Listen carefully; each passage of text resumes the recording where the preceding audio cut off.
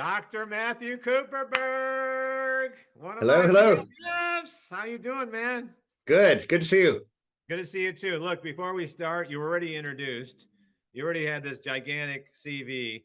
I just got a shout out to one of our editorial people.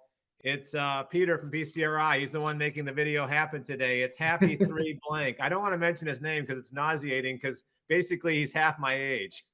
So, happy birthday, Peter. Love you. Making all the magic happen. Love you, Peter. Happy birthday. We're never going to mention your age because it makes me feel guilty. All right. Birthday. I'm fired up. I have my 1,3,7-trimethylxanthine, also known as caffeine, as a chemical structure. And so last time we did this turned out to be a big hit.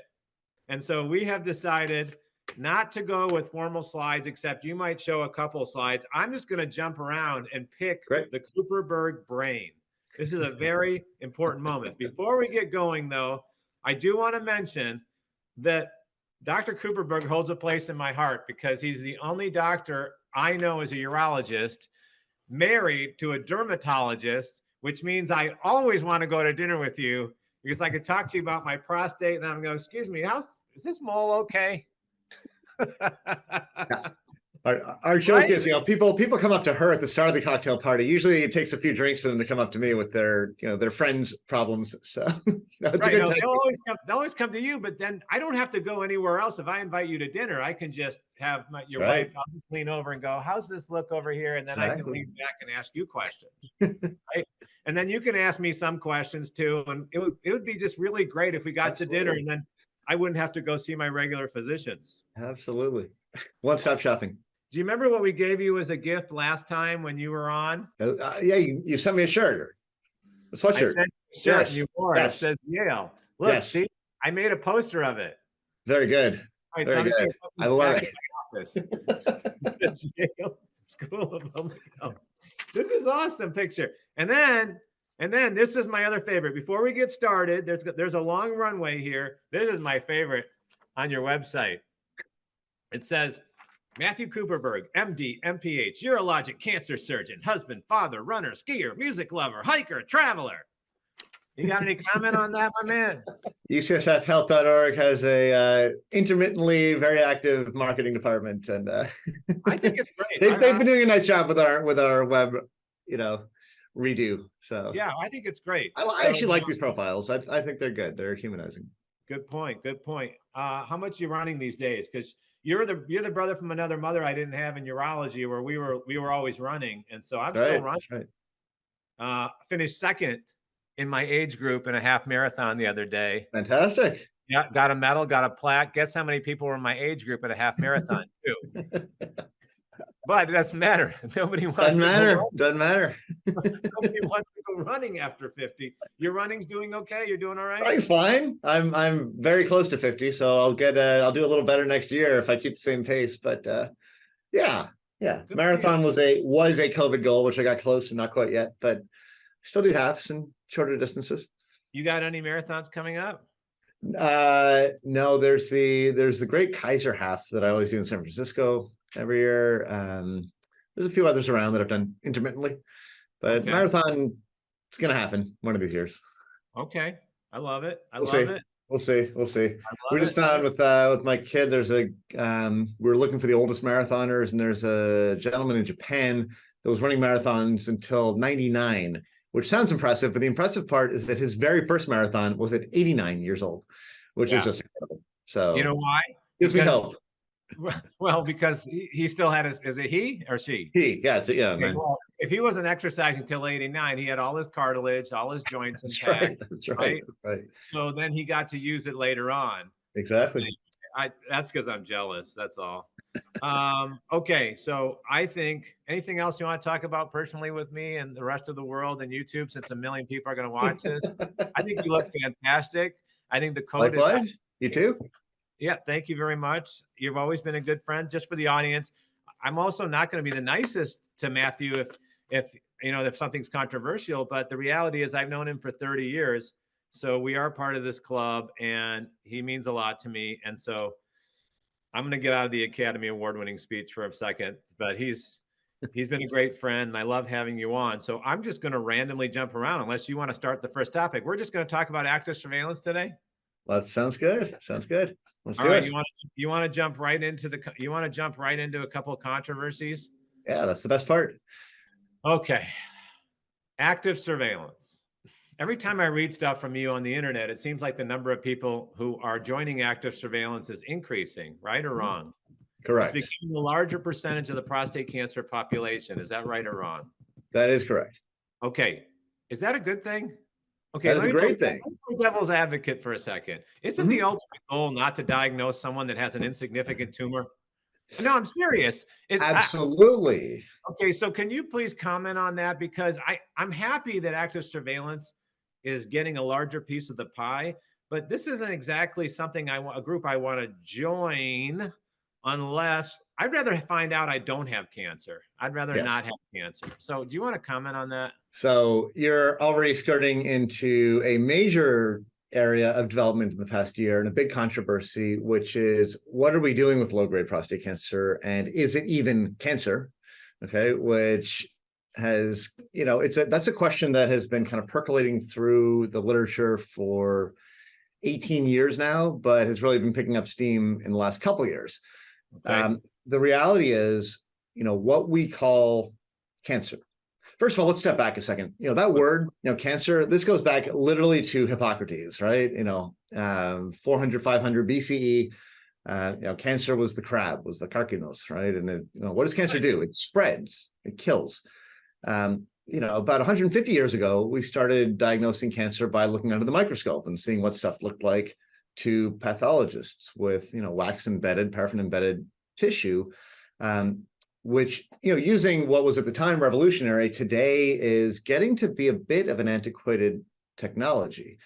The Gleason grading system has been around since the 60s. It's held up incredibly well over the decades, all things considered. And yet, in an era where we are drilling down into full genomic, multi-omic profiling of cancers and understanding their biology increasingly well, it is really no longer sufficient. And it is increasingly clear that there are molecular changes in what looks normal under the microscope. And conversely, there are things that look like low-grade prostate cancer that molecularly aren't cancer and have absolutely no capacity to spread.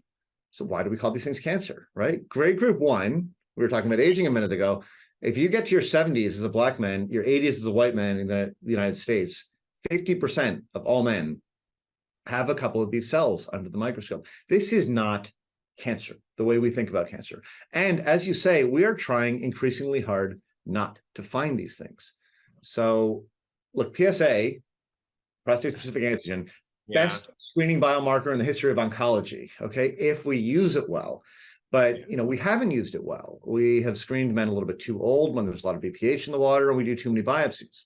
So, in contemporary practice, first of all, when we screen men younger, the thresholds are a lot cleaner. It's not 4.0, but these low thresholds work much better to rule out prostate cancer. But for men who have an elevated PSA, we don't run to biopsy anymore. We have MRI, we have liquid tests in the urine, liquid tests in the blood that work really well to rule men out for biopsy. So we're trying really hard not to find grade group 1.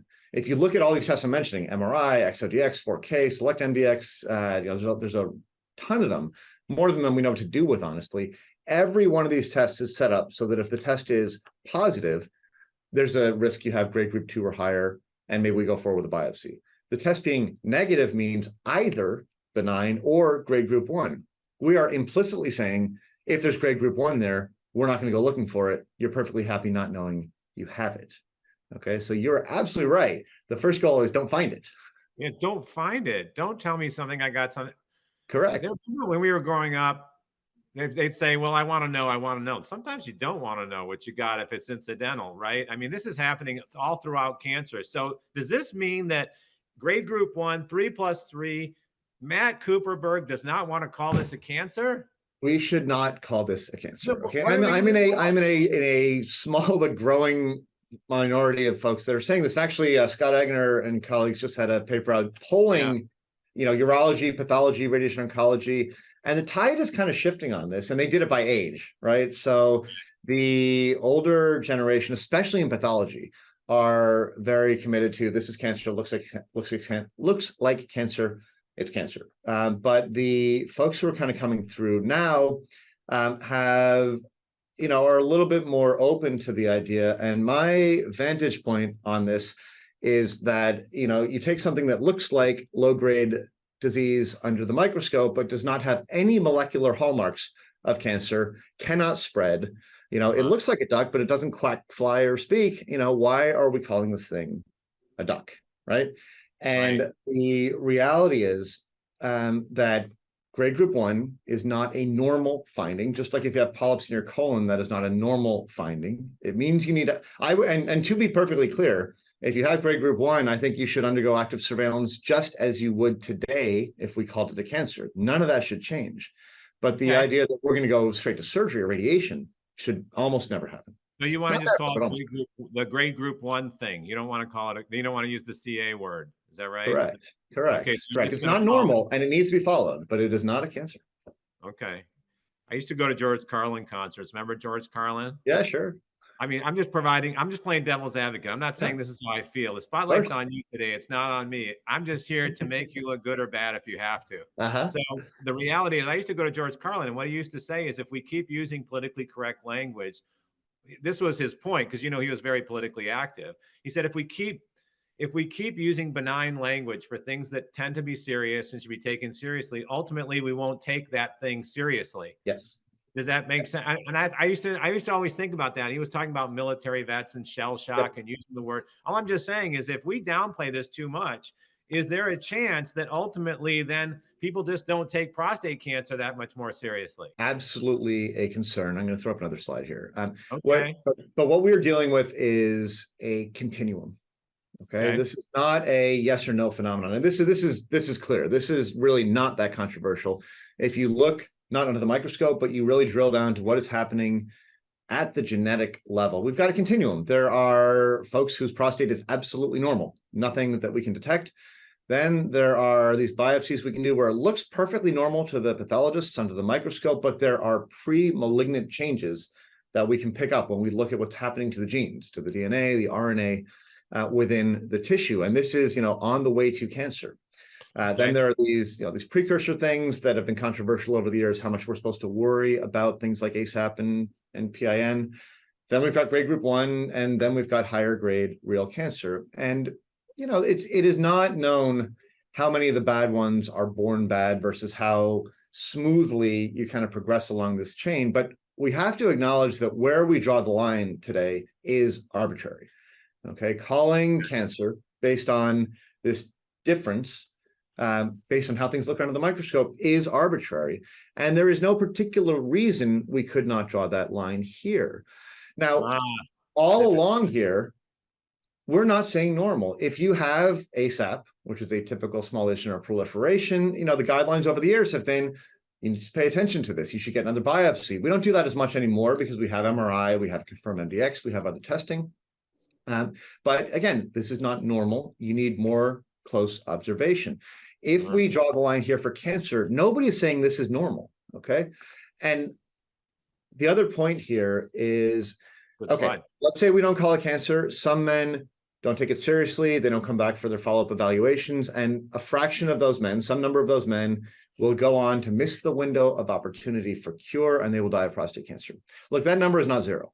Okay, that will happen, and that will not be good. However, what's the flip side? The flip side is every man who dies of prostate cancer, in a sense, was a screening failure. They could have been screened, and most men that die did not get screened early enough, did not get screened well, in part because screening has been so controversial, and primary care docs don't do it that well. Why is that? Because, and for many reasons, but in large part, because for many years we overtreated and overdiagnosed low-grade prostate cancer. So if we stop doing that for real, and convince the US Task Force and others that we had no interest in finding the high-grade ones, let alone treating it, then the equation for screening becomes much more favorable. So we may miss a handful if they don't take the non-cancer grade group 1 diagnosis seriously, but we will save tens of thousands, hundreds of thousands of lives if we screen more aggressively. Here's a paper you did. Can we just talk about where screening is today, just for people who aren't there yet? They just want to be screened. This came out July 2016. Matthew R. Cooperberg, and then you have to explain this to the audience. I like these positions that you take, at least they're not soft. Why the prostate arm of the PLCO trial failed and what it has taught us. Failed. It's the largest PSA screening trial in US history, and you called it a failure, Dr. Cooperberg. What's your problem? Why are you calling the largest PSA screening trial in US history a failure? And can you explain why, where we are with screening and what does this mean? Yep. PLCO did a lot of wonderful things. What it failed to do was answer the question it set out to ask, which is screening effective? Okay. And I used that word at a presentation just after the trial originally came out, at UCSF, and got a hand raised from someone I didn't recognize in the audience afterwards. It was one of the authors of the paper who didn't love the word either. But it's a great question. It's a fair question. I'm going to stand by that word. And it's no fault of the investigators. Okay. The PLCO failed because it started too late. The PLCO, for those who don't know, the PLCO is the prostate, PLCO is prostate, lung, colorectal, and ovarian screening trial. And the history I have heard over the years about this is that originally it was going to be the P trial. Originally this was just meant to be a prostate cancer screening trial when it was conceived in the 1990s. But there was a feeling that this needed to be broader, more ecumenical, including more groups of patients, and in particular, including women.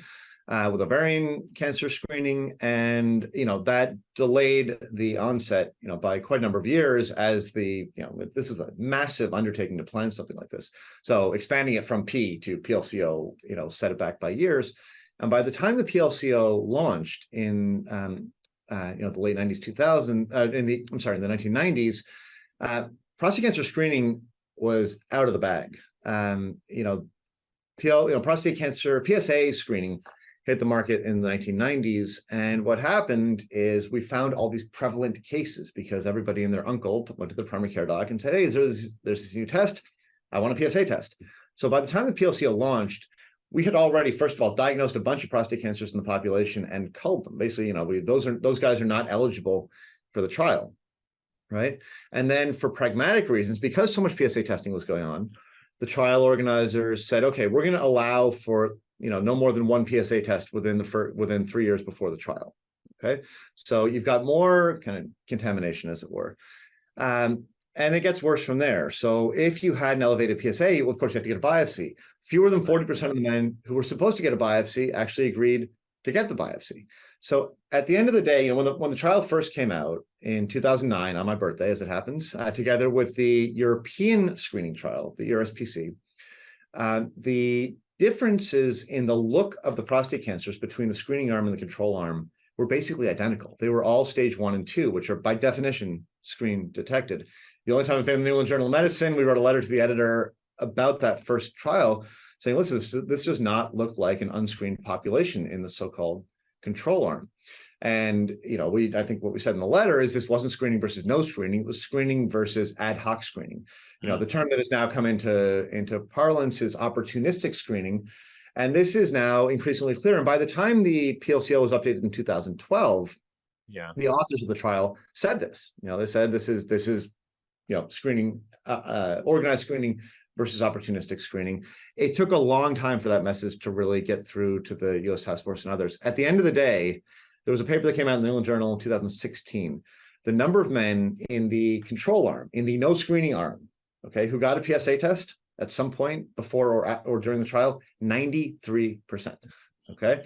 So it was a laudable effort. It was too late. We were just screening too much in the world, in the United States, during the PLCO. So the PLCO tells us a lot of things. PLCO tells us that screening every year for 6 years, starting in your 60s, is not the right way to do it. Okay, it did teach us that. That is not a particularly effective or efficient way of using PSA, but it tells us nothing about, is PSA a good test? All right, it was contaminated. We don't know what the real answer is. What's Cooperberg's answer? Should men go for screening for prostate cancer? And if you believe men should be screened for prostate cancer, this is before we go back into active surveillance. Yeah, fantastic question. This has been in evolution, a lot of evolution in the last few years, guided actually less by the randomized trials as by some really beautiful cohort studies that have been done. In particular, there's one in Malmo in Sweden, And, one of the lines is everybody wants to be an epidemiologist in Scandinavia because nobody ever moves. They track every heartbeat from birth to death. They have these incredible record systems and this, totally captive population. Perfect example. In 1982, in the city of Malmo, in Sweden, just across the water from Copenhagen, they rounded up basically the whole city population, drew blood on them, and stuck it in the freezer. Okay, and this was mostly for cardiac risk factors. Nobody, PSA was not in anybody's, glimmer in anyone's eyes at that point.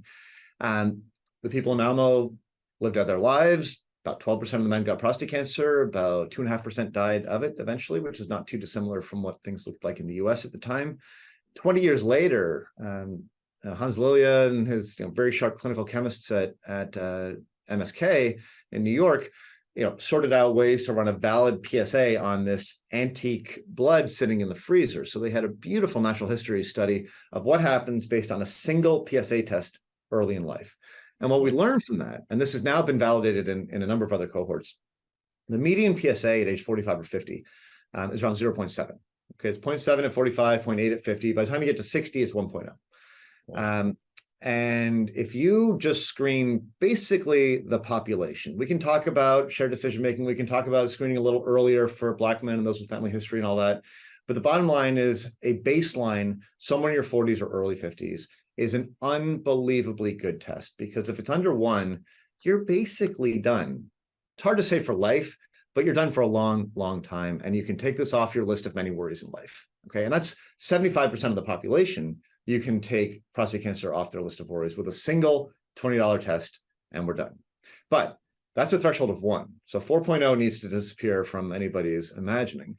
So the way we are now doing this at UCSF and some other centers, and this is in collaboration with our primary care docs who, historically have been very skeptical about PSA testing. This is a 2-year conversation with them, but it's now baked into our EMR. The primary care docs in our system get a ping, a reminder to talk to the men about prostate cancer screening between ages 45 and 75. If the PSA is under 1, the reminder zeroes out for 5 years. It could be 20, but we said 5 years. Well, if I'm a 0.9, I'm less than 1. If I'm actually touching there close to 1, 0.9, that's still less than 1. 0.9 is still good. 0.9 is good. And then can I just interrupt for a second? Yeah, of course. A single value. Wouldn't I just want to repeat that a few weeks later to make sure it's the right value? You can. So look, PSA varies. Okay, PSA will bounce up and down a little bit. It doesn't usually, if it's low, that's really reassuring. It's more the case that when it's high, it might be high because you just went for a long bike ride or recent sexual activity or the moon was full. Their PSA will rise for funny reasons and come down. It doesn't fall, we don't think. I didn't want to kill your mojo. So you're back to PSAs less than 1, you're done. PSA less than 1, we're done. PSA over 1, we have fairly low threshold for considering a workup. So if it's over 2 for a guy kind of 45 to 60, that's already in the 90 to 95th percentile, needs to be chased down. If it's over 3 for older men, needs to be chased down. Now, chase down does not need biopsy. In the gray zone, so 1 to 2 for younger men, 1 to 3 for older men, that's where we're going to look at risk factors. So, again, Black men, men of African descent, men with family history, certainly BRCA mutations and things like this. First of all, you might want to start at 40, but certainly we're going to act on a lower PSA. But again, ACT does not mean biopsy because we don't want to find the grade group 1s. So ACT means, again, blood tests like 4K and Phi, urine tests like ExoDx, Select MDX, MRI. Okay, these are all really good secondary tests. And if we don't have a suspicion we're going to find a high-grade cancer, we do not do biopsy. Are you using those? Can you explain to the audience? So are you using a blood test with the MRI? Are you using one of the? How are you? What am I asking for if I'm seeing you or not seeing you? You're saying I got all these other tests. Can you walk me through what you use? We are, and to be clear, we are all over the map about this in terms of even what happens in the US and certainly what happens in other parts of the world. If you're in the UK and you have an elevated PSA, everybody gets an MRI, and if the MRI does not show a lesion, you don't get a biopsy. And that is the paradigm. Okay. There's other places where they use markers very heavily. I am a fan of the liquid tests first because in the US they're less expensive. In Europe, MRI is $1,000. Here, MRI is very expensive. And the inter-reader variability on MR is still a concern. So if you're going to use prostate MR as a rule out, you got to make sure it's done at a really high volume center that does MR day in, day out. You don't want somebody that reads, mammogram in the morning and then a prostate MR in the afternoon, reading the prostate MR. It takes a lot of experience and expertise. So for those reasons, I personally tend to favor the liquid tests first. We've done a lot of ExoDX in the COVID era because it's literally just a kit. You mail the patient and they pee in a cup and send it off to the company. 4K, likewise, you can order to a lot of different remote labs. So it's, it's very convenient. And these to me are very good kind of secondary screens. If they are concerning, then we're going to go on with MR and use that to guide the biopsy. Sometimes we'll do MR first if the man also has a lot of voiding symptoms and we think there might be a lot of BPH at play. If they've already had, certainly if they've already had negative biopsy in the past without imaging, then we'll definitely get MR. So we customize it a little bit. All right. I'm sorry to put you in this position. Let's just say the world is perfect and medicine is not that expensive and everything's kumbaya. Why wouldn't I or let's just say I have extra cash. I don't know. Let's say I invented the MRI machine. I got connections. Why wouldn't everybody just get an MRI and just cut to the chase? The UK is asking exactly that question. There's a trial called MRI First that they published as a pilot, and they're currently running a bigger trial of MR versus PSA as the first screen. So I think this is, and I have the highest respect for the UK trials apparatus. Those guys have done incredible things. They're great investigators. I think this is a little bit crazy. First of all, no matter how perfect the healthcare system, MR is never going to be less than orders of magnitude more expensive than an MRI, first of all. Second of all, PSA is just a blood test. I mean, we talk about shared decision making, but the reality is PSA probably should be used just like you just get a cholesterol, when you're 50, you just get a PSA because most of the time it's negative and it's a really short conversation. The conversation is, worry about your cholesterol, don't worry about your prostate, okay? We can get into the shared decision-making when it comes to how hard are we gonna chase this. So that's first of all. Second of all, MR, even if we had enough MR machines all over the place, this inter-observer variability problem is an issue. Depending on what you read, the negative predictive value, meaning how well MRI can rule out a high-grade cancer, ranges from the 70s to the low 90s. That is not as good as the liquid tests. MR does miss grade group 2 cancers, 3+4s. It doesn't miss that many. It's not going to miss, a big aggressive prostate cancer, but it will miss, cancers that we want to know about over the next 5 to 10 years, ones that we would need to watch pretty closely. And the idea that we're going to train up enough radiologists to do this well, to use it as a first screening test, that all men are going to get an MR when they turn 50, I just don't see it. I'm Johnny Public Health. You can call me Johnny Public Health if you want. And then you, to me, are Johnny Public Health too, because you know your statistics. Can you explain to the audience, because it's a good point, what inter-observer variability is when it comes to MRI? Why is that an Achilles heel of the MRI? Can you explain that to the audience? So first of all, what do we mean when we say MR? Well, most of the time when you get an MR, and anyone that's had an MRI knows you go into the magnet and you hear this clanging and it goes on for a while, right? It takes us 25, 30, 45 minutes to do a full multiparametric MR exam. You're getting an IV injection of gadolinium in most cases. So what's happening is there's multiple sequences that get run, and each part of the MRI exam is looking at slightly different aspects of the anatomy and of the physiology. So the most basic piece of it, we call a T2 exam, and it's basically just looking at anatomy. It lights up, areas that contain a lot of fat, which is cell membranes for the most part, can really sort of highlight those areas. Then we have something called diffusion weighting, which is looking at, basically how water moves through the tissue, and it moves less well through cancer tissue because the cells are more densely packed and the vasculature is not normal. So we see those as these dark spots on an ADC. And then finally, the injection, the gadolinium, is looking at how the vasculature, the blood supply, may be altered in a cancer. We see more micro vessels, small blood vessels, in cancer compared to normal prostate tissue. So you look at each of these sequences, you spend all the time in the magnet, the computers in the MRI machine collect all this really, really incredibly complicated data about where the protons are moving, literally, at the atomic level within your body, within your prostate. And it basically, I don't say dumbs it down, but the computer, sums that up into these grayscale pictures that the human radiologist is now going to look at. And these things, there's a lot of subjectivity in this. And, a lot of us in urology are pretty religious about looking at the MRs ourselves as well. So the radiology report is very helpful, but we always look. And, sometimes they're obvious, sometimes they're quite subtle. And it's not like, I always joke that we want pregnancy tests in prostate cancer. If it turns blue, you take out the prostate. If it doesn't, leave it alone. These are shades of gray. This is not a yes, no. So the PIRAD system is an attempt to standardize the read of the MR. So you give, a certain number of points, certain weighting for the T2, more weighting for the diffusion weighting, the dynamic contrast, the injection, that's kind of a tiebreaker in many cases. And that gets summed up as a 1 to 5 scale. And then we kind of dichotomize that in terms of, do we go forward with a biopsy?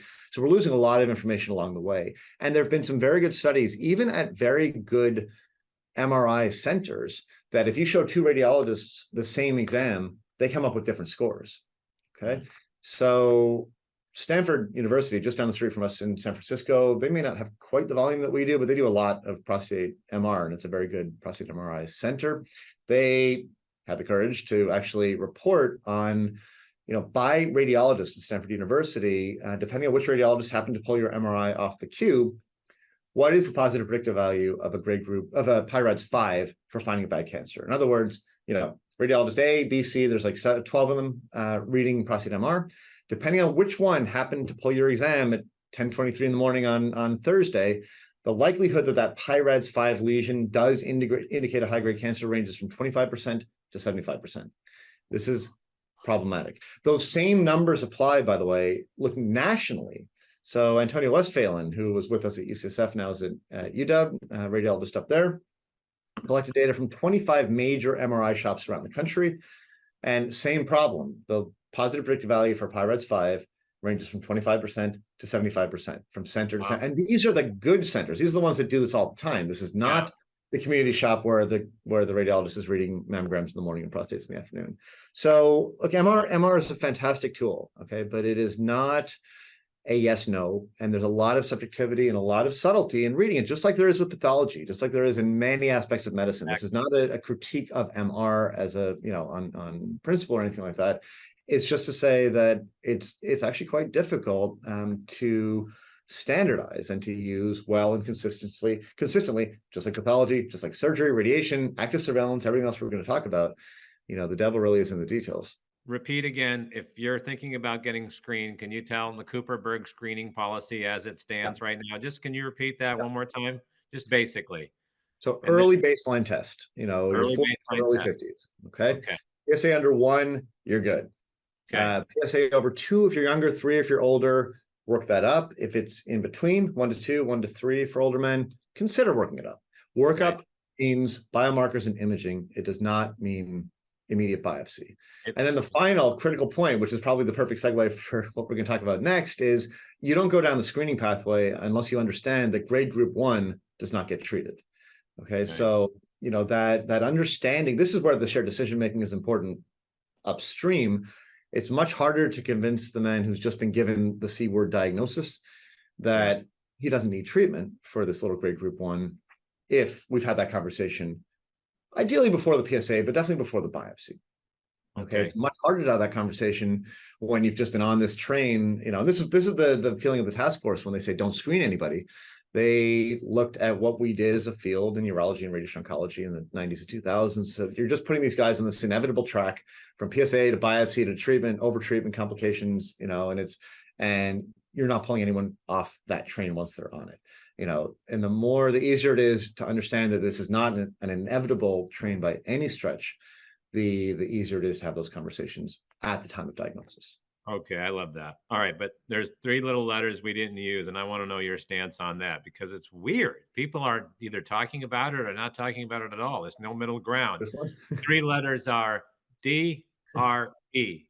Digital rectal exam. So let me provide some background here. I just had a colonoscopy, got a DRE.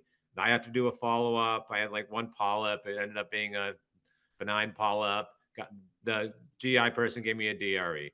So I've had like 2 DREs in the past 3 or 4 months.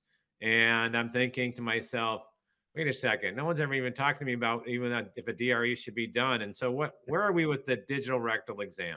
There's no recent evidence on this because nobody really studies it anymore. The guidelines all still say do a PSA and a DRE. The active surveillance protocols, for some reason, still refer to DRE as a means of following the prostate cancer, which I think is a little bit crazy. You know, it comes from the fact that in the era of the threshold of 4.0, which was much too high a threshold to use for PSA screening, we would find clinically significant cancers with quote unquote normal PSAs based on DRE. Now, if you're using a threshold of 1, the yield of the DRE falls dramatically. Are you going to occasionally find somebody with a PSA 0.8 and a clinically significant tumor? Sure, but very, very uncommonly. And it's a barrier to screening. Men don't like it. Primary care docs don't really like doing it. They're often not that great at it anyway. Yeah. So to the extent that it is an obstacle to screening, I'm perfectly happy dropping it. Now, that is screening. The minute the PSA is high, this is no longer screening. It is workup of the elevated PSA. So if the PSA is not low, under 1 or whatever your threshold is going to be, then you really have to do the DRE as part of chasing down the PSA, because now you want to know, is it an enormous prostate? Is there a nodule there? You know, this helps you, make sense of the PSA. If I've got a, 61-year-old with a PSA of, 1.8 in the office, and we're trying to decide are we going to chase that down or not, and he's got a, clearly a 60+ gram prostate on DRE, maybe we don't even go down the path of MRI and all that, because it's obviously BPH driving the PSA. Before we just spend the rest of the time on active surveillance, I've always found it interesting how people guess the size of the prostate with the rectal exam. I think I got a better chance of the guy at the circus picking my weight. I don't know. I understand it's an estimate. And we give plus numbers, or urologists give plus numbers, but you identified where DRE still has value. Okay, but I just don't understand how you can guess prostate size. Why don't we let the MR? I mean, is it really accurate in guessing prostate size, or just we can say small, medium, large, right? I think we can tell 20 from 60 for the most part, right? But obviously we're not going to tell you within 5 or 10 or even 20 grams, especially once it gets big, right? We can't feel the anterior. We don't know what's going on in the bladder. I mean, it's, the threshold for MR is going to drop more and more. It's just, it is way too expensive in this country compared to everywhere else on the planet. And that's a whole different conversation. Yeah, that's a different conversation. Do you want me to get out my 2 other general comments before we go? Sure. Because we're going to spend active surveillance the last 45 minutes. So I want to give it time, but I don't want to give it all the time. I just want to mention 2 other quick things, and then it's going to be all active surveillance on an alphabetical list. Why are you on Twitter so much, by the way? No, I'm not saying that in a negative fashion. I mean, you're one of the more, if I talk to Alex at PCRI, she's got her hands on everything there and looking in the PCRI, the prostate cancer sphere. And I talk to other people, they say, man, Cooperberg's really active on Twitter. He's like really busy. I know that I put a slide up one time and you put it up on Twitter, but it was a nice slide. You didn't say anything mean about me. It was very complimentary. But do you want to just comment on why you're one of the most active urology people on Twitter? I've been doing this on and off for it comes in waves for about, I don't know, a little over 10 years. And I was initially very skeptical when Twitter launched that it would have anything useful to do in healthcare. Yeah. There's actually a couple of colleagues of mine, Declan Murphy's been doing this even longer than I have, and Ben Davies, both of whom kind of made the case, especially when you're at a meeting. The old thing is, somebody would give their talk. Maybe there's somebody from Euro Today or one of these, magazines hang out in the, behind the plenary, and they grab you and do an interview. Maybe the next day, some article comes out online a couple of days later in the magazine, and the information kind of slowly percolates out there. Now, halfway through the talk, you can start getting information out there. And it was kind of this aha moment for me. One of these early meetings, I don't even remember what the talk was, but there was some key slide that I tweeted out, and I only had 200 people following me at the time, but 1 or 2 of them were journalists, and kind of the next thing you know, it was really kind of out there. So speed of transmitting information is much, much faster, and it's great for people that are not at the meeting to be able to follow what's going on, for both for the plenaries and for poster sessions.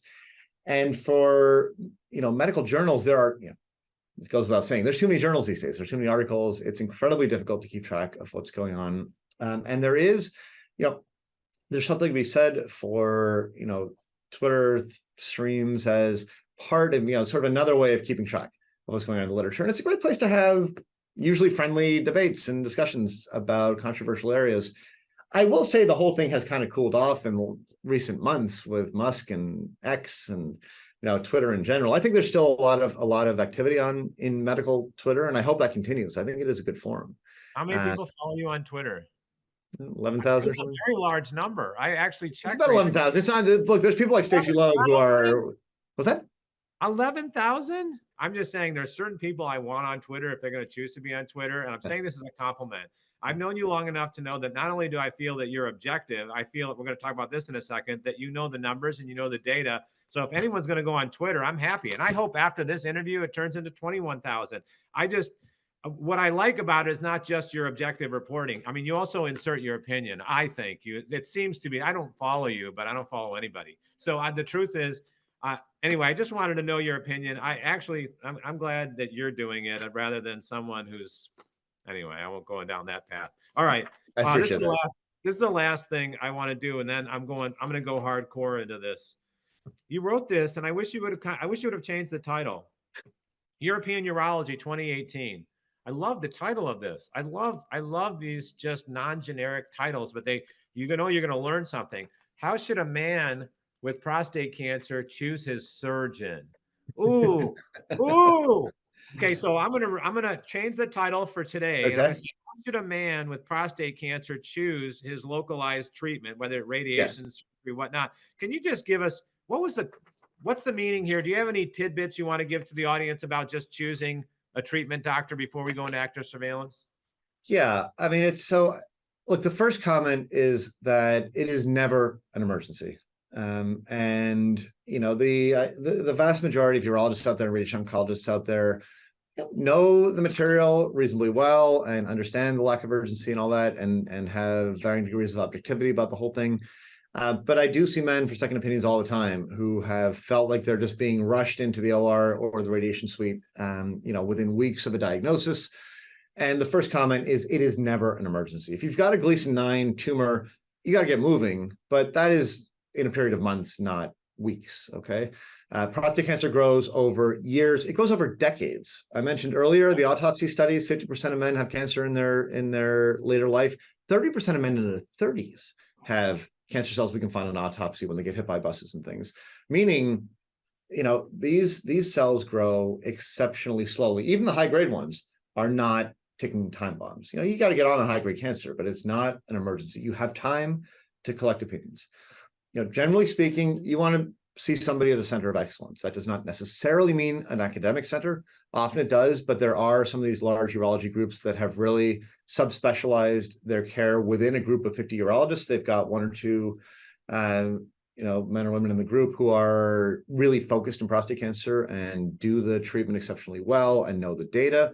That's fine, but you want a conversation with somebody that really eats, breathes, lives, and sleeps prostate cancer, which a lot of us in academics do. And these days with telehealth, it's just easy. The interstate rules are getting to be a little bit of a minor barrier again, but you can certainly find somebody interstate or cross state lines, or just tell somebody that you cross the state line. Nobody's checking IP addresses on this, and do a televisit with an expert. That is almost universal advice. Okay. I'm just glad you wrote that. Are you ready to do active surveillance for the last 40 minutes? Let's do it. All right, let's just start at the A's. Let's just make it easy. Is there an age limit on active surveillance? You diagnosed me at 45 with a Gleason pattern. No, we're changing the name. It's called the Gleason pattern thing. We can't use the CA anymore. Look at, is there an age limit really? Because if I'm 42 and you're telling me I'm active surveillance, I'm getting nervous if I want to live to 90. Fantastic question. And the answer is absolutely not. So one of the key planks to this whole idea of early pervasive screening, we cannot screen everybody at 45 if we're not willing to do active surveillance when we find these little specks of grade group 1, whether or not we call it cancer. Okay. So, we find prostate cancer, we find a little bit of grade group 1 in a 43-year-old, a 45-year-old, a 49-year-old, 54-year-old. Those guys are going to need treatment at some point. You're 42, we already found it. You're not going to make it to 90 with an intact prostate. But the window of opportunity is going to be decades in most cases. Okay. And a lot of guys in their 40s are still having families. Sexual activity is really important. Some of them have, new relationships, who knows? And there is no rush. I would much rather have my prostate out at 55 than 45, and I'd rather have it out in 2036 than 2026, quite frankly, because, technology moves on, people get better, and the field moves on. So, active surveillance does not mean watchful waiting. It does not mean go home and forget about this. It means you don't need to do anything about it now. Okay? Right. And even if they're only on surveillance for a year, maybe we see early progression, even that 1 year of observation very reliably translates to less regret, better satisfaction, this feeling that you weren't rushed into something. You've had time to collect your opinions, to kind of get your thoughts in order about it. All that is highly, highly valuable. Now, look, there are exceptions. And I've said before, even if we don't call it cancer, most of the time we shouldn't treat. You got a 43-year-old whose dad died at 56 of prostate cancer, and he's got 9 cores of Gleason 3+3, yeah, fine. Like, that is a conversation about if not when, and when not if, and when is probably not more than 6 months down the road. If that person wants to go straight to treatment, nobody's going to argue. Okay, but that is a edge minority situation.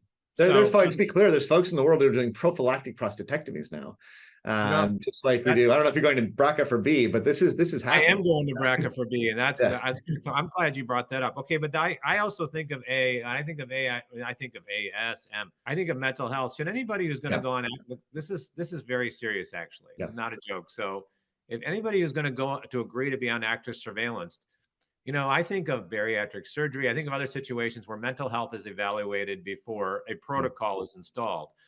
Do we have to know that somebody is mentally strong, low anxiety before they can enter this? Because I always learned that one of the greatest reasons people come off active surveillance wasn't that their cancer got worse, it was that their anxiety got worse. Yeah. That is a really, really good question, a really important question. The answer is, I think, again, we talk about the ideal world healthcare system that would be part of it. Frankly, for everybody with a cancer diagnosis, I think the reality is we do not have enough mental health folks around the cancer center to do anything close to that. But I would also say that for most men who don't have an anxiety disorder but are anxious about the diagnosis, that's on me. Okay, part of my job is to dial down that anxiety. And that's gotten easier over the years. When I started in practice, which is now 12, 13 years ago, surveillance was still kind of a new idea outside of the academic centers. And this whole conversation, what do you mean you're not going to treat my cancer? I've got this, up every night in a cold sweat thinking about it. There is less of that. Surveillance is definitely more in the vernacular, most, at least around, California. It is definitely a understood concept, I think, among a higher proportion of men. So that phenomenon is actually interesting. The phenomenon of treating men on surveillance, so switching to treatment with no objective evidence of reclassification of progression, that's still happening, but I think it's happening a lot less. We don't actually have great numbers on it. That's a couple ongoing studies are trying to get at that. So, I think for the most part, anxiety really needs to be managed by the urologist. That's part of what we do in managing prostate cancer and doing active surveillance. The folks who really have anxiety problems, and this is the straw that is going to break them, on top of the list of life anxieties, and, they're already under mental health care and all that. That's a different situation. They really do need to see psycho-oncology, or we have a symptom management service here. People work with their psychologist, psychiatrist if they have one. Once in a very blue moon, that person might wind up getting treated. Sometimes we'll sort of, these days we have focal therapy, we have other things that we can talk about in that scenario too. But, at the end of the day, I can think about, out of almost 1,000 cases, there's less than 5 I've brought to the OR with grade group 1. But do you actually cover that in a consult? Do you talk about, the stress, the anxiety of it all, and you guys have that part of the conversation generally? A little bit. I mean, it depends a little bit on what the mood in the room or the mood on the Zoom feels like. And the guys that are sort of marginally comfortable with it, we see them more often. This is also where genomic testing can be very helpful. Maybe we'll touch on that at some point too. I don't think genomics are necessary for everybody with low-grade disease, but anxiety is often a reasonable reason to get a genomic test done, get an MRI done, get more testing. Plus, I will say one other thing, which is that a critical point of active surveillance is the confirmatory biopsy. So when we see someone, especially if I didn't do the diagnostic biopsy, If I didn't diagnose the cancer, they come in from somewhere else. Yeah. Again, we don't trust outside radiologists, but we don't really trust outside radiologists or anybody else. And the confirmatory biopsy is really essential. It is not. What does that mean? A confirmatory biopsy? Meaning within the first year, we're going to do a UCSF or equivalent MRI and a biopsy by us with fusion to make sure we've not missed anything worse. And that is a really we know the upgrading rate is still about 25% from biopsy 1 to biopsy 2. Once biopsy 2 is done, if we've got 2 biopsies confirming low-grade disease, that's actually very, very reassuring. So that's an interesting thought, because a lot of people get 1 biopsy in general and join active surveillance. Are you saying that most people should have 2 biopsies within the first year to really officially go into active surveillance?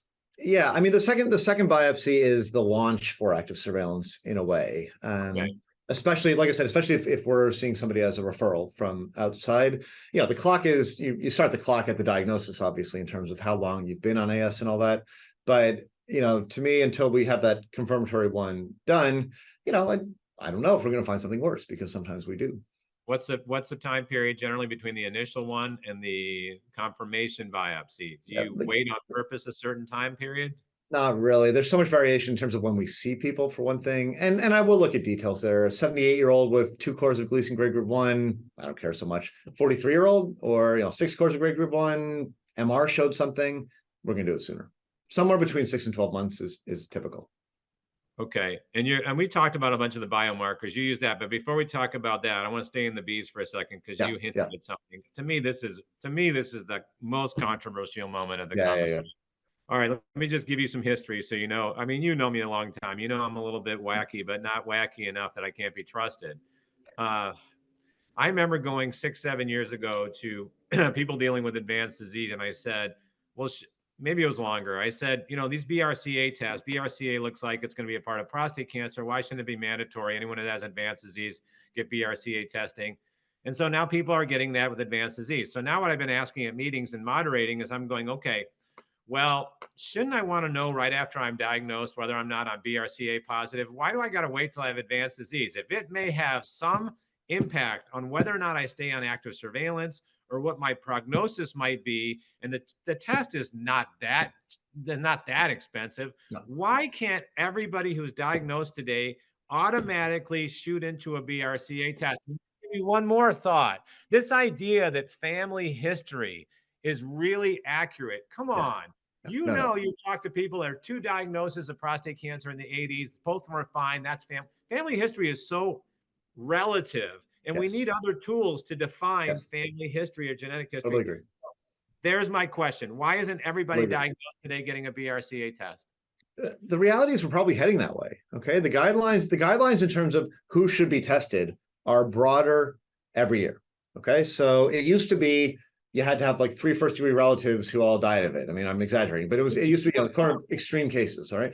Then it was everybody with metastatic prostate cancer. Now it's everybody with high-risk prostate cancer at diagnosis is eligible for testing.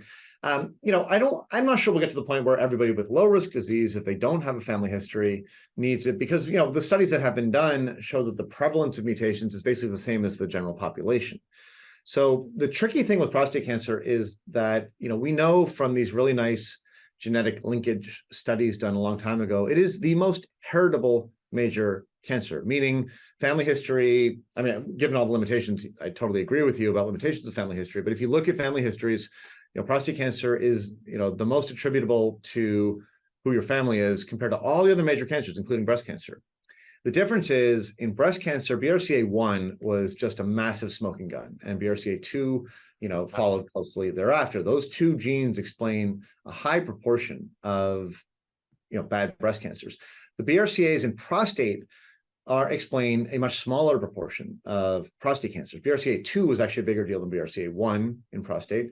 Interestingly, but the details again matter. I will see some men where they've got a BRCA2 mutation. All the women in the family have breast and ovarian. None of the men have prostate with the BRCA2. There's other men with the BRCA2, and all the men have prostate. So the specific mutation in the BRCA also matters. Yeah. But we're now doing germline testing. So germline meaning the DNA you're born with. And it's important just to understand this. This is a totally arbitrary linguistic distinction. This is all genetics, it's all DNA. But we use the term genetic testing or germline testing when we say we're looking at the DNA that you were born with, that you inherited from your parents. You've got the same DNA in every cell in your body. The BRCA genes and the related genes are related to how the cells deal with mutations to the DNA. Okay, so walking around the world every day, all day, you get hit by a cosmic ray, you walk past a field with a little bit of radon in it, you drink too much Diet Coke maybe, and you get mutations that happen in the DNA. And kidding about Diet Coke before they come after me with a libel suit. No known associations with DNA mutations. Your body has lots of repair mechanisms to catch errors in the DNA and fix them. Okay, and the BRCA gene and the related genes around BRCA, like ATM and CHEK2, these are all related to DNA repair. And if you've got mutations in those genes that you're born with, you are going to pick up more mutations as life goes on over the course of your life. The term genomics refers to how the regulation of the DNA in the cancer is off. Okay, so the DNA, you got 3 billion letters in every cell in the body. You think about those as broken up into words or paragraphs. Those are the genes. You got 30,000 of those. And what tells the body, well, that's a prostate cell, that's a brain cell, that's a bone cell, is the pattern of genes being turned on and turned off. I think about them as little switches, okay? And if you get too many signals, too many growth switches, for example, that are on when they should be off, too many regulation switches that are off when they should be on, things like that, that's a more aggressive cancer. So that's genomic testing, things like Decipher. Right. So BRCA, so we are testing more and more men with germline, and the guidelines are increasingly broad in terms of who should get germline testing. What the guidelines do not tell us is, what do we do differently now that we know you have a BRCA mutation? Okay, and just to make the point about AS, there's only one good study here that's been done so far from Hopkins and one other center. So they looked at men who have a BRCA2 mutation, or they looked at BRCA1 or 2, or ATM, which is another cousin of the BRCAs. And what they looked at here, this is over time, okay, out to 10 years, what is the likelihood of finding a higher grade cancer? These guys all started with grade group 1. What are the odds of finding a grade group 2? So if you don't have one of these mutations, and this is Hopkins, where they check very aggressively. This is frequent biopsies, very low threshold for treatment. So out to 10 years, if you did not have one of these mutations, only 40% of men had an upgrade event. If you do have a BRCA2, that was about 80%, much more common. Slightly lower numbers for looking at all 3 of these genes. So what do we do with this? And this is truly controversial. I have colleagues who are total advocates for active surveillance who look at this and say, men with BRCA2 should not be on AS, they need to get treated. I have to say my take on this is, okay, well, let's look at the guys, look at the orange line here, the BRCA2s. At 5 years, half of them have reclassified. Okay, half of them haven't, right? Half those guys are chugging along with grade group 1. And just because you reclassify doesn't mean that we've now missed the window and you're going to die of cancer. When you reclassify, we treat with every expectation of cure. That's the point of active surveillance.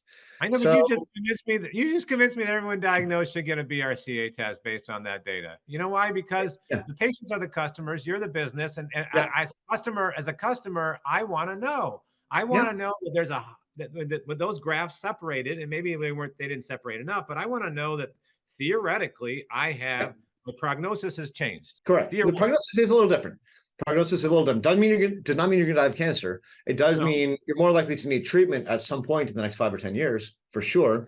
Now, the question, do we do that with a BRCA? Do we do that with a Decipher or some other genomic test? That's a whole... Decipher is a lot more expensive than the germline tests, but it's probably telling us a little more about the cancer biology, but that's a whole different... Okay, but then you got to admit, there's this huge pool of guys who come to see you, that you go family history. Well, I was adopted. I didn't know my father that well. Oh, for sure. And so I don't know. I have no idea my family history. So will you still give me a BRCA? Like, what do you do in that case? Anybody that wants one can get one these days. It's like $250. Most insurance covers it with like I said, the eligibility criteria are more all the time. So, look, we're seeing guys now that went to the shopping mall or, did a mail order whole genome test, with no particular indication, just because, they're worried or they saw an ad in whatever magazine. And now we're dealing with it, right? So this is going to happen more and more. This is like the Gattaca future where everybody knows their genome and we're supposed to know what to do with all these mutations. I know, but this is the big target, right? I know that people are going to go there are going to be a million companies offering a million different Oh yeah. genetic tests, and we won't know 3/4 of the time sometimes what the difference means. But BRCA seems to not be whispering anymore. It seems to be screaming. It tells us something, but do you go on to get a prophylactic prostatectomy? I would say absolutely not. Okay. Yeah, no, I'm not saying, yeah, but I it think means, but it also means, I also would say it does not mean we should overreact about a grade group 1 in the setting of BRCA. We need to follow that guy more carefully. He is not somebody who drifts away for 5 years without an MR biopsy and all this sort of thing. He's a when, not if, but when may still be way down the road. I know, but I'm getting to be an old man. And what I'm trying to tell you is, I know I look very young. Yeah. But let me tell you, I had a lot of breast cancer in the family. It caused a lot of deaths. And the reality was they called BRCA for a reason, breast cancer. So we thought, then all of a sudden ovarian's tied. Then all of a sudden prostate. Right. Now they're telling me there may be related to pancreatic tumors also, right? That too. All right. I'm just telling you, for the audience out there, I'm not saying to go get out one of those tests to get 6,800 mutations are looked at that we don't know what to do with. I'm talking about BRCA testing. Now, can I talk about pathology? And I'm going to talk about pathology based on the C's, Cribriform, and all these. So now when people are getting their pathology reports and they get a Gleason 4, it says Cribriform positive, Cribriform not seen. And you've been writing on this. So can you comment on these pathologic variants that are scaring people into getting treated, and should they be treated? And what are the pathologic variants that scare you? Yeah. So great question. Again, this is where the devil really is in the details, and it is another area of subjectivity. So just like the radiologists may disagree about PIRADS, very good pathologists may disagree about 3.3 versus 3.4. But where this focus has been is really the subtypes of pattern 4. Okay. Exactly. So Gleason 3, most pathologists agree on what it is. There's controversy between pattern 3 and something called a fused gland subtype of pattern 4.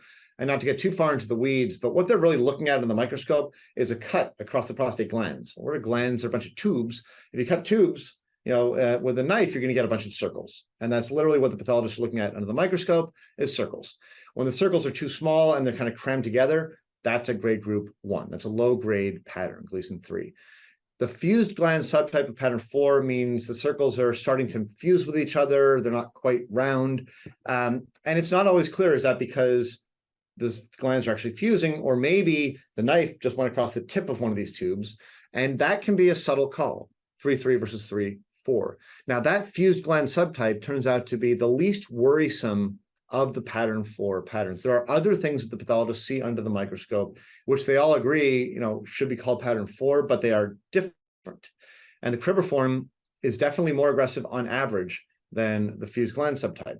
Some pathologists, and not others, are then subclassifying Cribriform into expansile or large Cribriform. Those definitely matter. And there's another one called Intraductal, which definitely matters. I am very hesitant about surveillance if you've got these patterns, the expansile Cribriform, the IDC. You got to repeat that, because I almost got a pathology degree and then I left to go to medical school. And so what happened was, what I'm learning now from the pathologists, because I know they're learning this, is a Cribriform is like the big umbrella, right? Cribriform. So if you have a Gleason 4 and you see the word Cribriform present, you can find all these subtypes of Cribriform under 4. One of those subtypes, correct me if I'm wrong, this is what I've just been self-teaching, is the intraductal, right? So if you have intraductal, or you have a large Cribriform, I've seen you talk about large, then you don't stay on active surveillance. Yeah, those are concerning. Okay, those are real. Okay, but don't forget, you're talking about active surveillance in the Gleason 7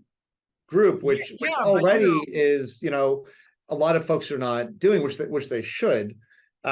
Just to make this point a little bit more generally for a second. Before you bring that point up, Matthew, but let me tell you why this. People will send me their pathology all the time, go, your pathology pretty well to be dangerous. So I look at it and they don't even mention whether or not they looked at Cribriform. Correct. And so you got to look, and this is where, it's just like seeing another urologist is important. Slide review is really important. We have all the slides re-reviewed by our pathologist. Hopkins does such essential service. That is critically important. Okay, critically. We will often see downgrading from small bit of 3.4 back down to 3.3. And yes, identifying expansile Cribriform or large Cribriform is really, really important. And you were going to make a point, and I interrupted you. So, No. I was just going to say that this question about Cribriform is within the broader category of which guys with Gleason 7s can get AS, right? And the subtypes. So there's a couple things that are important here. The subtype of pattern 4 is really important. The amount of pattern 4. So 3 plus 4 means you've got anywhere from 5% to 45% pattern 4, and those are obviously quite distinct. And then the other one that gets a lot of focus appropriately is PSA density. So this is the PSA related to the size of the prostate. Right. If you have a high PSA, if you have a 100-gram prostate, well, you have a high PSA because you have a 100-gram prostate. PSA is prostate-specific antigen, not prostate cancer-specific antigen. So PSA of 8 in the setting of a 100-gram prostate gives you a density of 0.08. It's literally just division, PSA divided by prostate volume. And we know that we can ignore that PSA of 8. If you have a PSA of 8 and a 25-gram prostate, we cannot blow off the PSA based on the size of the prostate. Yeah. So this is just 2 examples of patients who are both quote unquote favorable intermediate. But the guy on the left is a chip shot surveillance candidate for me, whereas the one on the right, I would be much more cautious and probably would be better off going straight to treatment. Let me interrupt you there. So the PSA density, the cutoff I see from Hopkins and all these places where you can stay on active surveillance or not is 0.15. Do you use that 0.15 number where higher is more concerning to stay on active surveillance and lower is more favorable? Do you use that 0.15? We do, not as a hard line because, like I said before, there are no hard lines, but that's definitely the threshold that has the most validity around it. Okay, so this is mind blowing. So in the pathology, if you start throwing out intraductal or large cribriform, give me any more buzzwords. You're saying I'm not comfortable with active surveillance, plus maybe BRCA. We haven't decided on that. Yeah. But if those come up in pathology, intraductal, large cribriform, our pathologist called expansile cribriform rather than large, but those are the same thing. Why do they do that? Come on. I'm pretty. That's the same thing as beautiful. Okay, so you don't have to change the wording. Yeah, I agree. All right, expansile. Okay, so expansile. Okay, all right. Yeah, but yes, those are flags. A pathologist wrote on this. It's also the number of cribriform sites. It was like the number, so that there was just no. It is. Look, the more cribriform there is, the more concerning it is. Any large cribriform, because you got to remember with prostate cancer, the cancer is driven by the worst corner of it. Okay, you can have a prostate replaced with 50 cubic centimeters of low-grade prostate cancer. You're fine. That is never going to spread. You can have a 1 centimeter Gleason 9, and that can be out in the bones. So to that point, any large cribriform or intraductal to me is concerning because that's the area where the cells can pick up the ability to spread. And it doesn't honestly even matter what's happening in the rest of the prostate, all the rest of the grade group 1 and all that. If you have a significant little nodule of these high grade patterns, we need to start getting concerned. Okay, so 11,000 of your Twitter subscribers now suddenly turned into 21,000, but half of them right now are going, wait a second, I've never heard these words. I never saw it on my pathology report. Should I get another biopsy and see if that's there? Because it wasn't on my original pathology report. Yeah. Well, again, the slides can be reviewed. So you send off the slides from the original pathology for pathology review. Does not mean another biopsy. Means central review. Now, this again is where genomics can be very helpful. Off to another reading, right? Exactly. And if there's any doubt, edge cases, most Gleason 7s we do send for genomic testing. So whether if it's 5% fused gland, maybe not, but any cribriform or any significant amount of even fused gland, we will do genomic testing, not bracket testing. We usually use a test called Decipher. That's the one that looks at how the switches are inaccurately thrown that I mentioned before, and that can be a very good tiebreaker. I wonder if someone's looked at cribriform and someone with a lot of cribriform actually comes up BRCA positive. I don't know why. I just thought of that on the top of my head. That one, not to my knowledge. We actually, one of our residents just published looking at gene expression, Decipher testing in cribriform versus other patterns, and it is higher on average, but there's still a lot of variation. Which one's higher on average? Say that again. So intraductal is the worst, then expansile cribriform, then regular cribriform, then fused gland. So intraductal on the cribriform scale. Intraductal is the worst. Is the worst. Intraductal is the worst. I'm telling you, this is the only video that's ever explained that. This was my understanding in my pathology learning sphere as I started to learn about cribriform. That wait a second, cribriform is this big tent. It's the pizza. one of the Correct. slices is intraductal, and it's the worst pizza slice. It's the most concerning pizza slice, and you got to have a conversation about going off of active surveillance. Oh my gosh, this is mind blowing. But just I got to ask you a few more because we only have about 10 minutes. Are you doing DREs and active surveillance, folks, or not? Okay, that's very honest. Here's the problem. I cannot imagine a scenario where the DREs can tell me something that the imaging does not. We get MR every 2 years at least, and I cannot imagine DRE picking up something faster. Okay, that's really helpful. Okay, so you're not doing that. Okay, but the protocol is okay. Now I'm on the official Cooperberg active surveillance program. How often, just by the way, am I getting PSAs, and how often am I getting MRIs? Like, how often do I have to come back and see you? It is all getting customized and personalized. So it really depends on the details. And this is important because everyone wants to know what our protocol is. And the reality is we are less and less protocolized as we've learned more and more about AS. Let me throw up one more graphic here in terms of the way we're thinking about it, or I'm thinking about it. You know, because we're getting so much more information about individual situations, we're really trying to customize how intensive we have to be about this. So first of all, you know, low volume, grade group 1, low density, no other risk factors. We do a confirmatory biopsy. Maybe it's even negative. If these men are older, they don't even need AS. And the folks in the UK are better about this than we are in terms of selecting men for watchful waiting, which means no biopsies. We'll just keep a, you know, half an eye on the PSA once in a while. But, you know, you're 78, you know, maybe you have some heart disease, you have 2 specks of 3-3. We shouldn't have done the biopsy. We certainly should not call it cancer. You're fine. If by some miracle, you know, well, if not by some miracle, if you happen to be around 20 years from now and develop a progressive prostate cancer, we'll slow it down. But the odds of that happening are exceptionally low. So that's watchful waiting. For the more typical person, higher volume grade group 1, maybe they have a little low volume grade group 2, the less concerning subtypes, as we just talked about. Maybe they've got a high density family history. Maybe their MR is more concerning. Then we really look at stability. So this is where we pick up information as we go. So if we get a couple biopsies under our belt, the MR is stable, the PSA is not doing very much, we can start to de-intensify. We're using MR to replace biopsies. We are backing off on the PSA frequency, et cetera. On the other hand, if they are, you know, if the PSA is drifting up, if the MR shows us a new lesion, they need what was standard for us 10 years ago, which is PSA every 3 months, MR every year. We do not skip the biopsies every 2 years. And sooner or later, we're going to be treating this guy. And then finally, they're the ones who I don't even really think should be on AS. Okay, so they've got a real grade group 2, they've got a BRCA. Okay, they've got money. They got BRCA. See, yeah, they got a BRCA. They got a real PIRADS 5, maybe even a little bit of 4+3. These are the patients that I really think should be treated. But some of them come and they really, really want to do AS. They've sought us out for surveillance. I don't kick them out of the clinic, but you know, these men, it is definitely when, not if. I get genomics on all these men. If they're favorable, okay, you know, they can go into a very cautious surveillance protocol. But, you know, if not, then they really need to get treated. And, you know, the only way you wind up in the treatment path is from one of these 2 boxes here. You know, we really should not be treating anyone until we find something that has to be treated.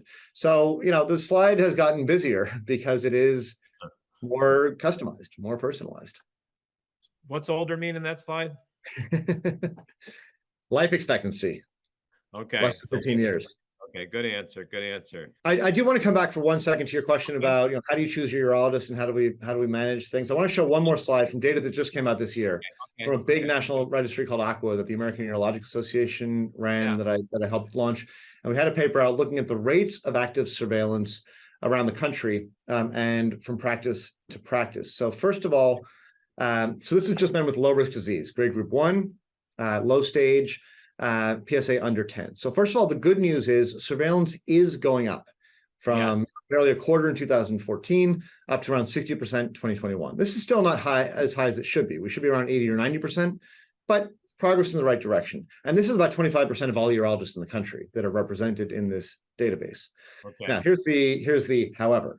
The however is these circles here are individual urologists across the country, okay? And the x-axis is the percentage of getting surveillance by urology practice, these little hashes here, if you've got low-risk disease, by practice. The y-axis is the individual urologist that you see. And the bigger the circle, the more patients they're seeing in a given time period. So depending on which practice you happen to roll up at, likelihood of surveillance ranges from 0% to about 75%.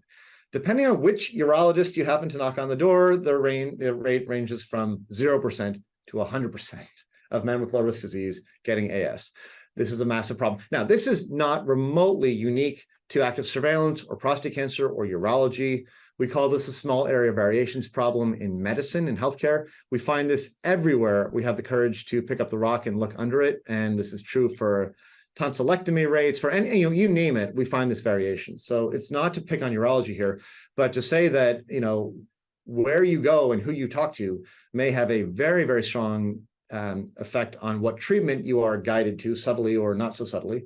And it's always worth getting second opinions. Do PSA kinetics matter anymore on active surveillance? So someone jumps from a 3.2 to a 4.8. Am I freaked out? Do PSA kinetics, the way PSA is moving, PSA velocity, doubling time, any of these things, does these make a difference anymore in active surveillance for you? They can if they are real trends over time. So, when you go from a 3.2 to a 4.8, we recheck it. 9 times out of 10, it comes right back down to a 3.6.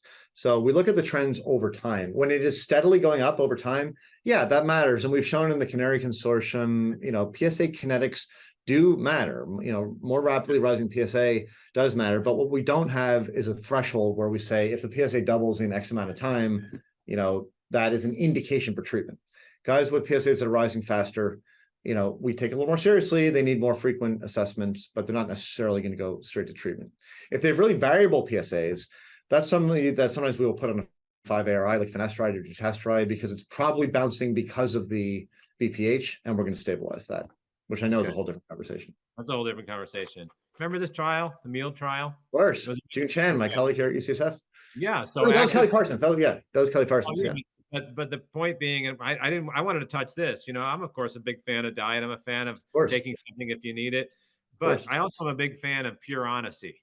Yep. And so this meal trial was negative. They put active surveillance individuals on a healthier diet. Okay, they weren't vegan, but they moved more plant-based, and it didn't seem to work any better than not moving that direction. Do you take stock in this, or do you think there's a long way to go to still learn whether or not we should all go vegan on active surveillance? The truth is, and you're probably going to agree with me on this, I don't care, because we give the men the dietary advice about the cancer at the time, at this teachable moment, and they're not going to die of a heart attack because they went on a plant-based or better diet. So, most men, as you of course well know, most men with prostate cancer die of heart attacks. So any favorable dietary, lifestyle, exercise changes that they make are going to help their life, period. Plus, it's good for their erections and their bladder function and everything else. So it's a win-win-win conversation.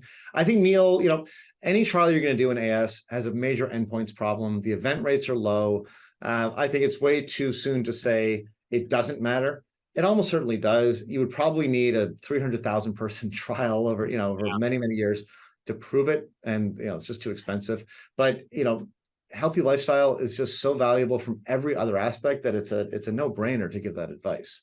I didn't know you were going to say that, and I love that answer. Like, I think of just breast cancer. There's done 10 times more work in diet than prostate, and Women's Health Initiative, others. Look, at least you were lowering the risk of cardiovascular events in people, and they were becoming heart healthier. What I just don't like is weaponizing diet. I don't like saying definitively, we know if you move into a cave and eat nuts and berries, it's going to change your possibility of going from a Gleason 3 to maybe no cancer. I don't know, but I'm saying as long as you're losing weight, as long as you're becoming more heart healthy, go for it. Whatever you want. You're going to feel better. You're going to feel better. Like the vegan thing. I mean, I do joke. You might not live to 120, but if it feels like it took that long, then you're not enjoying your life, right? So you do have to enjoy the years as well as maximize them. Do you counsel men on the fact that if they don't exercise and they can't go on active surveillance? See, that's my twisted world. If you don't exercise, you can't go on active surveillance. Knowing what we know about the ERASE trial and other trials that showed men became more mentally healthy on active surveillance, they maybe had some anti-prostate cancer effects. Shouldn't you have a piece of paper that says, unless you're going to exercise, I'm not going to follow you? Tongue in cheek, but kind of serious, right? Yeah. I mean, again, you talk about weaponizing. It's hard. We'll see anybody, and we take care of. You meet people where they are as best you can. But I agree. We do. As you know, my colleagues here, June Chen, Stacey Kenfield, have been at this for years. We've had randomized trials of interventions in active surveillance. With Yeah. specific, not just eat well, but some specific things like blueberries, cruciferous vegetables. There's some things that are probably particularly good to try to increase in your diet. And exercise is, the best thing you can possibly recommend in any healthcare setting. So, Save a ton of money on therapy for me. I can tell you that much, right? So I just know that you live it, you've done it. I'm assuming you talk about exercise and the data we have on active surveillance with patients, right? Testosterone replacement therapy. Well, we know, at least the TV commercials tell me that every man should be on testosterone replacement therapy. Gee, I want to believe those commercials. Everybody is apparently hypogonadal. Everybody has low testosterone. We should be taking a million things. So this comes up all the time. What's your stance on, I'm just being sarcastic. What's your stance on testosterone replacement therapy for active surveillance? In 1 minute, this one has really evolved. I think time was when I was in training. That's putting fuel in the fire. You would never do that. It's malpractice. Then we would say, okay, after surgery, give it 5 years. If you're still negative, okay. Now these days, I think the thinking is really, look, if you had a normal testosterone, we wouldn't put you on hormone suppressive therapy to knock your testosterone down if you're on AS. So if you've got a low testosterone and you've got a lot of symptoms of, hypogonadism, why wouldn't we supplement you back to a normal level? And that's kind of the way I'm thinking about it. But acknowledging we have no real data about it. So, if a guy has a normal testosterone, I don't really love it. I don't like super supplementation. And I think there's probably other reasons, his energy levels down, et cetera. But if he's actually hypogonadal, we've got it documented, and he's symptomatic, we'll supplement to get him up to, low end of normal. But with the big caveat, the PSA is going to go up, and he's got to know that. And I will definitely make sure we've got a clear baseline PSA before starting. We're going to check it a few times in the next few months, in the next year, to make sure we know what the baseline now is. And he probably needs an MR, soon, and maybe a biopsy soon, to make sure we're not fueling growth of a cancer. That's a good point. But we're doing it judiciously. Okay, so I had one last question, but it's up to you whether you want it. It has nothing to do with anything we talked. It has nothing to do with, nothing to do with. It's just a general question, and it kind of makes me wacky because no one ever answers it. But you're the perfect person to answer it. I have a problem with the fact that there are two types of PSA tests out there, and some institutions only offer one or the other. And I understand what you offer, what our institution offers, but can you just explain this for a second? Let's just say it's after surgery. There's PSA ultra sensitive versus not so sensitive, right? So this goes down to 0.01 and maybe more. The other one is 0.1. Can you just please give me the Cooperberg opinion on, do I get, after you treat me or anyone else, or say, should I just get an ultra sensitive or not an ultra sensitive? Should I get both? Why aren't we talking to patients about this on YouTube? Why not? Don't get both. No reason to get both. First of all, ultra sensitive means different things in different places. It's anything under 0.1 is considered ultra sensitive, and it tells us, PSA less than. Because don't forget, what we're looking for is the less than. We'll never say 0, but less than. So less than, where the regular test is 0.1. Ultra sensitive will say, I've seen 0.06, 0.05. Our place is 0.015. I've seen 0.006 at some places. And there was a company, it didn't succeed, but there was a company that was trying to come up with like a nano-sensitive test that would get down to like 10 to the minus whatever. At the end of the day, we have done ultra-sensitive as long as I've been at UCSF, which is almost 20 years now. Basically because we want the information and we want to know which way the wind is blowing. But this has come up at our patient services committee. Some of the advocates don't love this. They would much rather not worry about the 0.08 after surgery. It only really has a role after surgery. Okay, radiation, it just has to be low. It doesn't have to be 0. And if you haven't had treatment, it can be whatever. It's ultrasensitive is irrelevant. And ultrasensitive is only relevant after prostatectomy. And I can definitely see the scenarios where you're pretty far out from surgery. We know you don't have a high-risk cancer. We don't want to know if you've got a 0.08 or whatever. Getting a lab to run both has just proved challenging at our place, and it's just not a battle that we kept fighting, so we kind of gave up. But in theory, you could go to Quest and we can order, to Quest or LabCorp, we can order a non-ultra sensitive, but it becomes, usually we have the other problem. We try to get ultra sensitive and they run a regular one. So it's, I am, personally just, liking the data, liking the information. If you get to 0.12, I kind of want to know if that happened in a month versus was it drifting up slowly. So again, as long as we are good about toning down the anxiety level and convincing men that they're not dying because they have a PSA of 0.07, there's a lot to be said for that, I think. But there are places that just 2.1, and it's fine, quite honestly. Yeah. No, I mean, it's important to mention. I've heard from some of your patients on your patient committees. They've said, why can't we choose? And I'm going, I'm not picking on UCSF. This is a national problem. No, I know. It is. They can choose, but they've got to talk to you about choosing. Am I correct? It's not so much, it's more the lab directors, because it comes down to how they calibrate the machine. Yeah. So the lab would basically, because they don't want to buy a second machine. So the lab would have to mask it. So the lab would basically say, well, we know it's 0.07, but we're going to report this as a less than 0.1. And they just, they've got their own fish frying, and But this is what confuses people. If they've had ultrasensitive PSAs and they're 0.08, 0.09, now they're 0.1, now they're 0.15. Let's say the ultrasensitive says 0.15. Is that as accurate as the regular PSA now? Yes. Okay. So you can trust if the ultrasensitive starts to go into 0.2, 0.3. No, for sure. That, right? The only difference is that range below 0.1.